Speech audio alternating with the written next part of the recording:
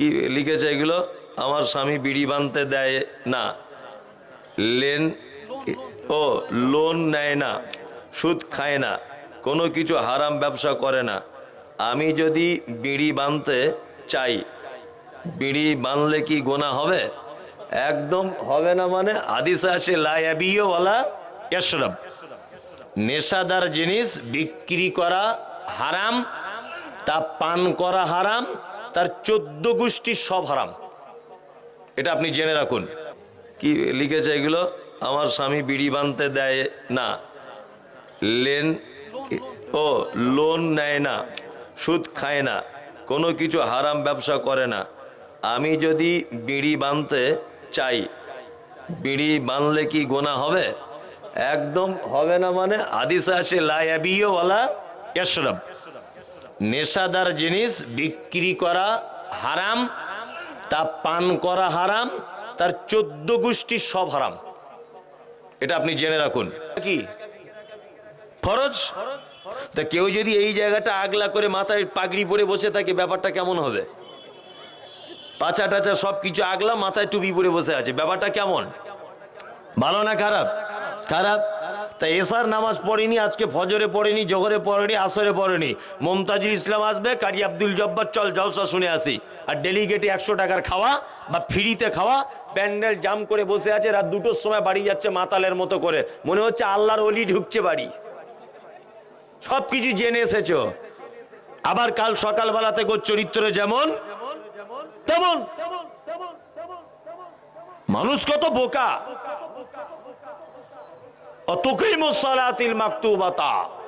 নবীজি বলেছেন তুমি সালাত আদায় করবে। সালাত ফরজ, বাধ্যতামূলক একটি ইবাদত। অতুতি যাকাতিল মাফরুজাতা, আর তুমি যাকাতের নিসাবে চলে এলে কি করবে? যাকাত দিয়ে দিবে। এই রমজান মাস আসছে, এ কত টাকা? 1000 টাকা কত যাকাত?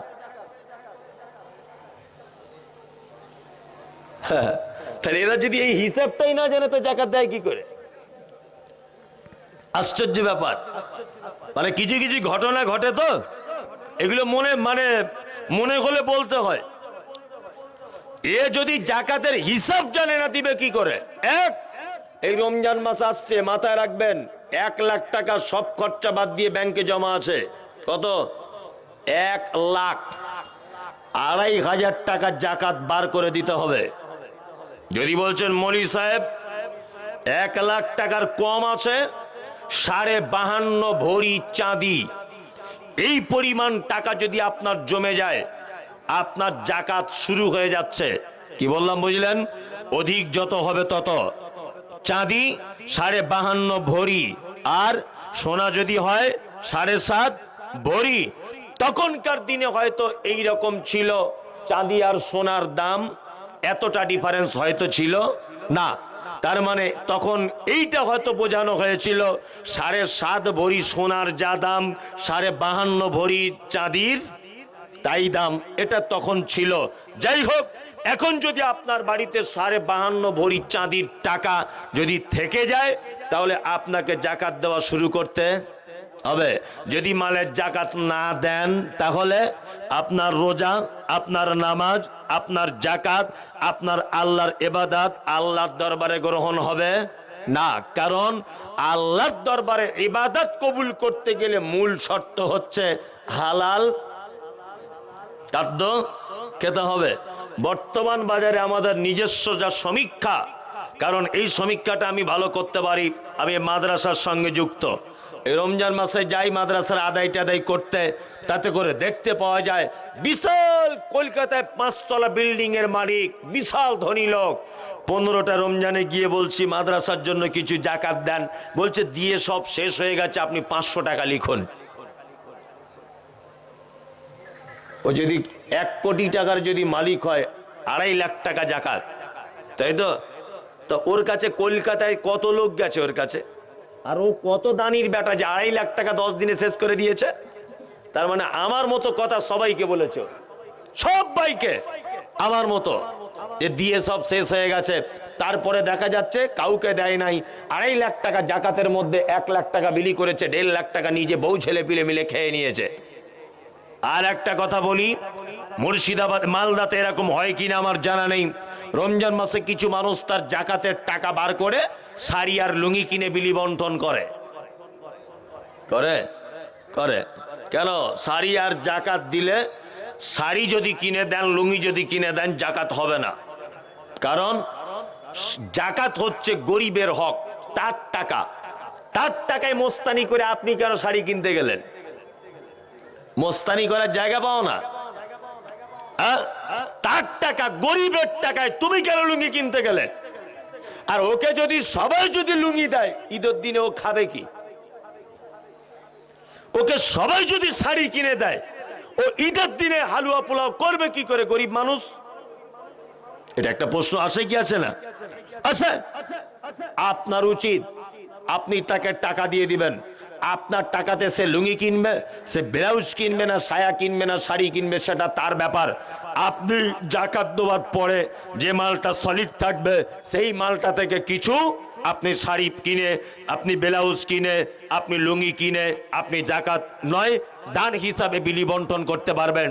আর একটা কথা মাঝখানে বলে রাখছি, সেটা হচ্ছে এই অনেক মানুষ নিজে ঈদের দিনে যে লুঙ্গি পরে ঈদের নামাজ পড়তে যায়, ওইটার দাম 550 টাকা, আর যেটা বিলি করে ওটার দাম 250 টাকা।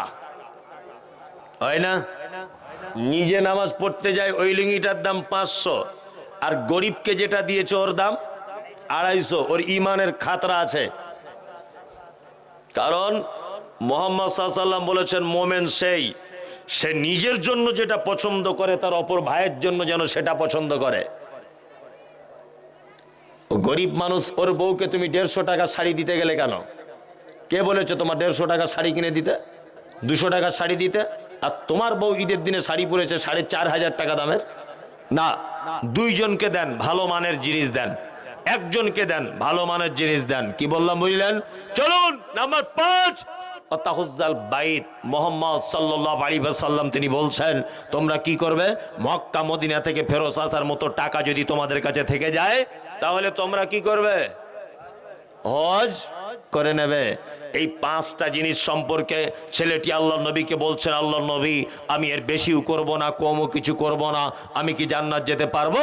বিশ্ব নবী বলছেন, অবশ্যই তুমি জান্নাত যেতে পারবে। তাহলে এখানে 5টা ভালো কাজ বলে দিলাম, তাই তো?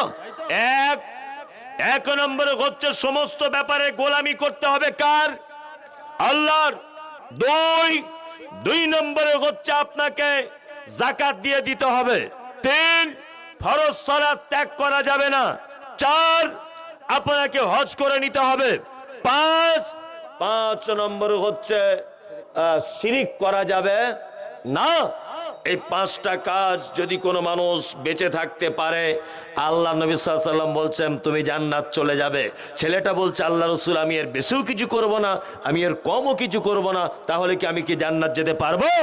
নবীজি বলছেন, অবশ্যই তুমি জান্নাত যেতে পারবে। আল্লাহ সুবহানাহু ওয়া তাআলা সূরা আন-নাহল আয়াত নম্বর 97, ওই কথা বলতে বলতে এত দূর পর্যন্ত এলাম। আল্লাহ সুবহানাহু ওয়া তাআলা বলছেন, মান আমিলা সালিহাম মিন যাকারিন আও উনসা ওয়া হুয়া মুমিনুন ফালা নুহয়িয়ান্নাহু হায়াতান তাইয়্যিবাতান ওয়া লা নাজজিআন্নাহুম আজরাহুম বিআহসানি মা কানু ইয়ামালুন। শোনো, নারী পুরুষ যে কেউ হও, পৃথিবীতে যদি আমলে সালেহ যদি করো, আল্লাহ বলছে দুনিয়াতে প্রাইজ দিয়ে দিব। 2, আখেরাতে কল্যাণ দিব। তুমি যেটা করতে তার থেকে অধিক বেশি কল্যাণ তোমার জন্য অপেক্ষা করছে, তার নাম জান্নাত। আল্লাহ তুমি আমাদের সকলকে জান্নাত কবুল করে নাও, আমিন। আমিন বলুন, আমিন। আরে এত রাত্রিতে যারা বসে আছেন, আপনাদের কাছে বিনীত অনুরোধ, জান্নাত দেওয়ার সব থেকে সহজ রাস্তা হচ্ছে এই, আল্লাহ মহান রব তিনি যে মোতাবেক চলতে বলেছেন সেই মোতাবেক নিজেকে পরিচালিত করা, আর মুহাম্মদ সাল্লাল্লাহু আলাইহি ওয়াসাল্লাম যেটা আদেশ করেছেন সেটাকে মেনে নেওয়া, যেটা নিষেধ করেছেন তার থেকে দূরে থাকা। আপনার জন্য জান্নাতে যাওয়া খুব সহজ। জান্নাতে যদি যেতে চান, আরো কিছু আমল আপনাকে আমি বলে দিয়ে যাই, আমলগুলো আজকে থেকে করার চেষ্টা করুন, ইনশাআল্লাহ করব। 1, আল্লাহ নবী সাল্লাল্লাহু আলাইহি ওয়াসাল্লাম বলেছেন আলহামদুলিল্লাহ তামলা আল মিজান, কিয়ামতের দিনে মিজানের পাল্লায় নেকি ওজন করা হবে। জানা আছে? নেকি ওজন করা হবে। নেকি কিন্তু কাউন্টিং করা হবে না, অর্থাৎ গোনা হবে না। কি করা হবে? ওজন করা হবে। আল্লাহ নবী সাল্লাল্লাহু আলাইহি ওয়াসাল্লাম বলেছেন আলহামদুলিল্লাহ তামলা আল মিজান। কেউ যদি দিনে রাতের কিছু অংশে যদি বলে আলহামদুলিল্লাহ, তাহলে মিজানের পাল্লার নেকির দিকটা অর্ধেক ভারী করে দেওয়া হবে। আল্লাহু আকবার, আল্লাহু আকবার। এই আলহামদুলিল্লাহ বলার সময় হয়, কেউ জিজ্ঞাসা করছে ভাই কেমন আছেন, তা তখন সেই লোকটা বলছে আপনার দুয়াতে আল্লাহর রহমতে ভালো আছি। বুঝে না? আমি আজকেই ওখানে একজন আমাকে যেতে যেতে জিজ্ঞাসা করছে, আমি বলছি সালাম করেছে, ভালো আছেন ভাই? তা বলছে হুজুর আপনার দুয়াতে আল্লাহর রহমতে ভালো আছি। তো ওকে আমি চিনি? জীবনে ওর জন্য দোয়া করতে গেছি? সত্যিই তো ওকে আমি চিনি না। তার মানে এই কথাটা বলা ঠিক নয়। কেউ জিজ্ঞাসা করছে ভাই কেমন আছেন, ডাইরেক্ট বলুন আলহামদুলিল্লাহ, আলহামদুলিল্লাহ, ডাইরেক্ট বলে দেন, এতটুকুই, এছাড়া আর কিছু নয়। পানি পান করার পরে কি বলতে হয়? আলহামদুলিল্লাহ। আপনি ভালো একটা জিনিস খাচ্ছেন, খুব স্বাদ, মাংসটা খুব টেস্ট, ফলটা খুব টেস্টফুল, কি বলবেন? আলহামদুলিল্লাহ। ভাত খাচ্ছেন, ডালটা খুব সুন্দর হয়েছে, তরকারিটা এক দুই লোকমা করে গালে দিচ্ছেন, আর কি বলবেন? আলহামদুলিল্লাহ। মুহাম্মদ সাল্লাল্লাহু আলাইহি ওয়াসাল্লাম তিনি বলছেন, কোন মানুষ যদি দিনে রাতের কিছু অংশে আলহামদুলিল্লাহ নামক শব্দটা যদি বলে, তাহলে মিজানের পাল্লার নেকির দিকটা অর্ধেক ভারী করে দেওয়া হবে। চলুন, আল্লাহ নবী সাল্লাল্লাহু আলাইহি ওয়াসাল্লাম তারপরে বলছেন সুবহানাল্লাহ ওয়াল হামদুলিল্লাহ তামলাআন ওয়া তামলাআ লিমা বাইনাস সামাওয়াতি ওয়াল আরদ।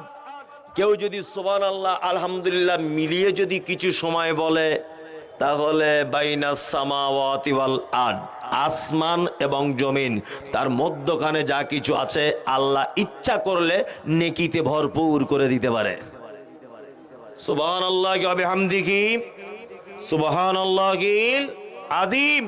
মুখস্থ আছে? মাঝে সাঝে বলবেন। দরিয়ার ফেনা সম পরিমাণ পাপ থাকলেও আল্লাহ ক্ষমা করে দিবে, তবে কাবিরা পাপ হলে তওবা করা লাগবে। সাগীরা পাপ, ছোট যে পাপের ব্যাপারে কোরআন এবং হাদিসে সাজা ঘোষণা করা নাই, কোনো কাফফারা ঘোষণা করা নাই, কোন রকমের সাইজ করবে একটা মানুষকে এটা ঘোষণা করা নাই। অনলি ফর শুধুমাত্র সাধারণ পাপ, তার জন্য মারাত্মক কোনো গুনাহ নির্দিষ্ট ভাবে নেই। এটা হচ্ছে সাগীরা পাপ।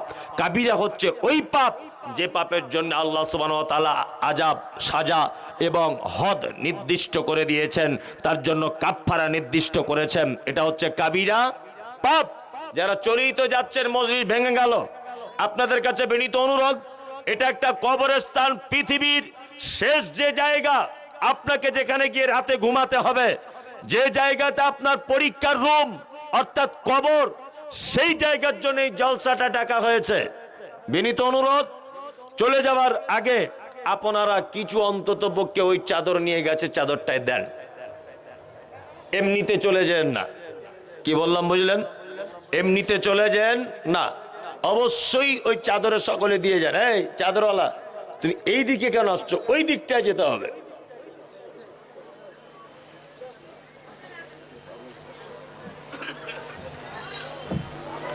কে প্রশ্ন করেছে আপনি উত্তর দেন, বলে দেন। একজনা 1000 টাকা দিয়েছেন। আল্লাহুম্মা সাল্লি আলাইহি আল্লাহুম্মা বারিক আলাইহি। কয়েকজন প্রশ্ন করেছেন, শায়েখ আছেন, উনি প্রশ্নের উত্তর দিয়ে দিবেন ইনশাআল্লাহ। এ ভাই যারা আছেন তো কিছু দিয়ে দেন, আল্লাহর রাস্তায় দেন, সকলেই দেন। ও আল্লাহুম্মা সাল্লি আলাইহি আল্লাহুম্মা বারিক আলাইহি। 500 টাকা একজন দিলেন, বাবা মায়ের জন্য একজন দিলেন 500। ও আর একজন দিলেন 100 টাকা। দেন। কি লিখেছে এগুলো?